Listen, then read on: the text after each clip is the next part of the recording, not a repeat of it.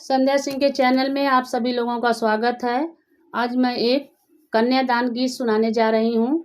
जब बेटी मंडप में आती हैं और पिताजी बैठे रहते हैं, उसी समय पर ये गाना गाया जाता है हमारे यहाँ।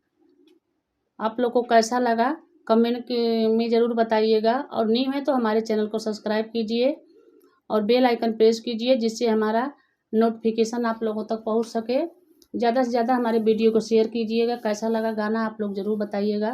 तो चलिए मैं सुनाती हूँ एक कन्यादान का गीत जो मंडप में गाया जाता है। चंदा उगेला चंद्रा बाग में, सूरज उगहु ना जाए। चंदा उगेला चंद्रा बाग में, सूरज उगही ना जाए। बेटी उगेली पापा गोद में, कन्यादान दिहलो ना जाए। बेटी उगेली पापा गोद में, कन्यादान दिहलो ना जाए। जब बेटी आईली मंडपवा के बीच हो, थरा थरा कापेला पापा के कारज हो। जब बेटी आईली मंडपवा के बीच हो, थरा थरा कापेला पापा के कारज हो। बेटी मोर भैली आज पराई, त कन्या दान दिहलो ना जाए। बेटी मोर भैली आज पराई, त कन्या दान दिहलो ना जाए। चंदा उगेला चंद्रा बाग में, सूरज उगहु ना जाए। चंदा उगेला चंद्रा बाग में, सूरज उगही ना जाए। बेटी उगेली चाचा जांग पे, बेटी उगेली चाचा जांग पे, कन्यादान दिहलो ना जाए। बेटी उगेली चाचा जांग पे, कन्यादान दिहलो ना जाए।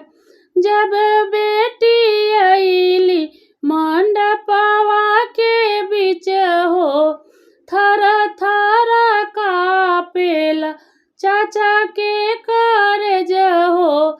जब बेटी आईली मंडपवा के बीच हो, थरा थरा कापेला चाचा के कारज हो। कि बेटी मोर भैली पराई, त कन्या दान दिहलो ना जाए। कि बेटी मोर भैली पराई, त कन्या दान दिहलो ना जाए। चंदा उगेला चंद्रा बाग में, सूरज उगहु ना जाए।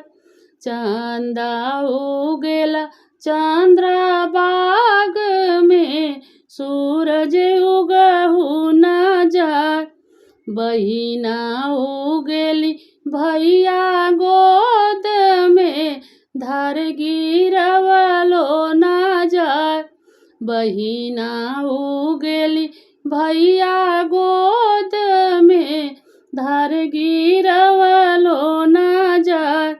जब बहिना आईली मंडपवा के बीच हो, जब बहिना आईली मंडपवा के बीच हो, थरा थरा कापेला भैया के कारज हो। थरा थरा कापेला भैया के कारज हो। कि बहिना मोर भैली आज पराई, त धरिया गिरवलो ना जाए। कि बहिना मोर भैलिया जे पराई त धरिया गिरवलो ना जाय। चंदा उगेला चंद्रभाग में सूरज उगहु ना जाय। चंदा उगेला चंद्रभाग में सूरज उगहु ना जाय। बेटी उगेली पापा गोद में कन्यादान दिहलो ना जाय। बेटी उगेली चाचा गोद में कन्यादान दिहलो ना जाय।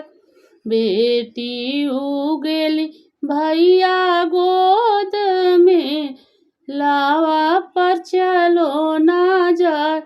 बेटी उगेली भैया गोद में धार गिरवलो ना जाय। हमारा ये गाना कैसा लगा आप लोग कमेंट में बताइएगा।